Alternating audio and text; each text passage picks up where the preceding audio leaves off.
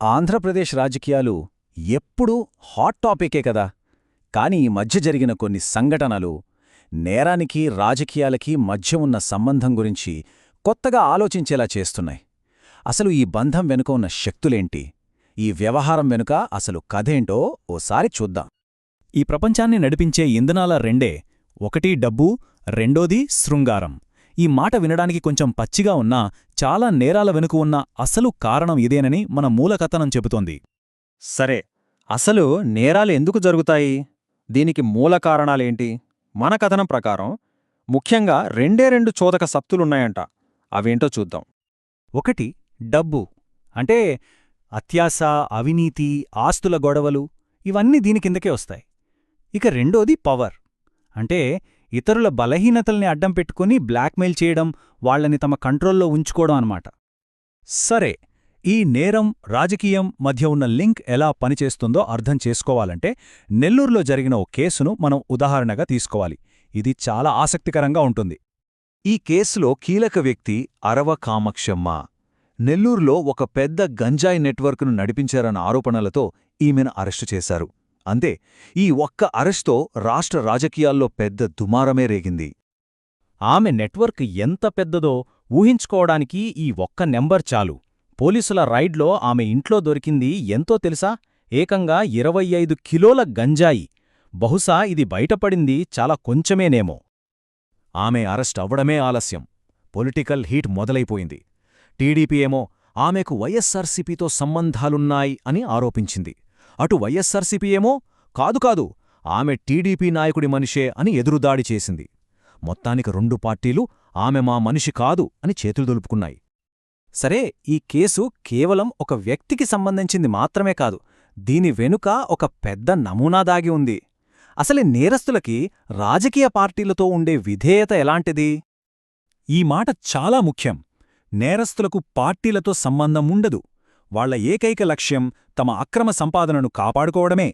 అంటే వాళ్లకు ఫలానా పార్టీ జెండా, ఫలానా సిద్ధాంతం అనేవి అస్సలు పట్టవు. వాళ్లకు కావాల్సింది తమ బిజినెస్ సేఫ్గా ఉండడం మాత్రమే. వాళ్ల స్ట్రాటజీ చాలా సింపుల్గా, స్ట్రెయిట్గా ఉంటుంది. ముందు ఒక ఇల్లీగల్ బిజినెస్ మొదలుపెడతారు. తర్వాత అధికారంలో ఏ పార్టీ ఉందో చూస్తారు. ఆ పార్టీకి కావలసినంత ఫండింగ్ ఇస్తారు. దానికి బదులుగా వాళ్ల వ్యాపారానికి ఎలాంటి అడ్డంకులు లేకుండా ప్రొటెక్షన్ తీసుకుంటారు. మరి ఒకవేళ ప్రభుత్వం మారితే సింపుల్, ఏమాత్రం ఆలోచించకుండా కొత్తగా వచ్చిన అధికార పార్టీకి జైకొట్టేస్తారు. సరే, ఇప్పుడు ఈ నెక్సెస్ లోతుల్లోకి వెళ్ళి అది ఎలా పనిచేస్తుందో ఇంకాస్త వివరంగా చూద్దాం. నెక్సెస్ అంటే ఏంటి? సింపుల్గా చెప్పాలంటే ఇది ఒక వ్యవస్థ. ఇందులో నేర సామ్రాజ్యాలు, రాజకీయ నాయకులు, కొంతమంది అధికారులు, వీళ్లందరూ వాళ్ల స్వప్రయోజనాల కోసం ఒకరికొకరు సాయం చేసుకుంటారు. ఇది పూర్తిగా గివ్ అండ్ టేక్ పాలసీ అన్నమాట. ఓకే, ఈ ఎకోసిస్టంలో ఎవరి రోలేంటి చూద్దాం. నేరస్తులేం చేస్తారు? డబ్బు, మజిల్ పవర్ ఇస్తారు. దానికి బదులుగా చట్టం నుంచి రక్షణ పొందుతారు. ఇక పొలిటీషియన్స్, వాళ్లు తమ ఇన్ఫ్లుయెన్స్తో వీళ్ళని కాపాడతారు. బదులుగా ఫండ్స్, ఎలక్షన్ సపోర్ట్ తీసుకుంటారు. ఇక మిగిలింది కొంతమంది అధికారులు. వీళ్ళు లంచాల కోసమో లేదా పైనుంచి వచ్చే ఒత్తిళ్ల వలనో అన్నీ చూసి చూడనట్టు వదిలేస్తారు. మంచిది. ఇదంతా చూశాక మనకొక ముఖ్యమైన ప్రశ్న వస్తుంది. అసలు సమస్య ఎక్కడుంది? వ్యక్తులలోనా, లేక వ్యవస్థలోనే లోపముందా? అవును, అసలు మనం పోరాడాల్సిందెవరితో? నేరాలు చేసే కొంతమంది వ్యక్తులతోనా, లేక వాళ్లను తయారు చేస్తున్నా, వాళ్లకు అండగా నిలుస్తున్నా ఈ కుళ్ళిపోయిన వ్యవస్థతోనా? ఇక్కడ రెండు వాదనలు వినిపిస్తున్నాయి. మొదటిది, లేడీ డాన్ లాంటి వ్యక్తులే అసలు సమస్య అని, వాళ్ల వల్లే ఇదంతా జరుగుతోందని. కానీ రెండో వాదన ప్రకారం ఇలాంటి వాళ్లంతా కేవలం లక్షణాలు మాత్రమే. అసలు జబ్బు సిస్టంలోనే ఉంది. ఆ సిస్టం ఫెయిల్ అవ్వడం వల్లే ఇలాంటి వాళ్లు పుట్టుకొస్తున్నారని అంటారు. ఒక్క సిస్టం ఫెయిల్ అయితే ఏం జరుగుతుంది? రాజకీయాల్లో నల్లధనం ప్రవాహంలా ఉచ్చిపడుతుంది. పోలీసులపై రాజకీయ ఒత్తిడి విపరీతంగా పెరిగిపోతుంది. కోర్టుల్లో కేసులు సంవత్సరాల తరబడి సాగుతూనే ఉంటాయి. జనంలో భయం, మీడియా మాట్లాడలేని పరిస్థితి, ఇవన్నీ కలిపి నేరస్తులకు ఒక స్వర్గంలాంటి వాతావరణాన్ని సృష్టిస్తాయి.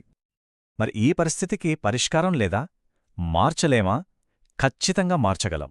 దానికి కొన్ని పరిష్కార మార్గాలను కూడా ఈ విశ్లేషణలో సూచించారు. అవేంటో ఇప్పుడు చూద్దాం. ఈ నేర రాజకీయ బంధాన్ని తెంచాలంటే ఏం చెయ్యాలి? ముందుగా పోలీసులకు రాజకీయ ప్రమేయం లేని స్వేచ్ఛ ఇవ్వాలి. కేసుల త్వరితగతిన విచారణకు ఫాస్ట్ ట్రాక్ కోర్టులు ఏర్పాటు చెయ్యాలి. అక్రమంగా సంపాదించిన ఆస్తులను స్వాధీనం చేసుకునే చట్టాలను కఠినంగా అమలు చెయ్యాలి. సాక్షులకు, మీడియాకు పూర్తి రక్షణ కల్పించాలి. అన్నింటికన్నా ముఖ్యం, రాజకీయాల్లోకి నల్లధనం రాకుండా కట్టడి చెయ్యాలి. ఈ ఒక్క మాట మొత్తం చర్చకు సారాంశం లాంటిది. ఏ సమాజం కూడా అవినీతిమయం కాదు, కాని అవినీతికి రక్షణ కల్పించే సమాజం ఖచ్చితంగా అవినీతిమయం అవుతుంది.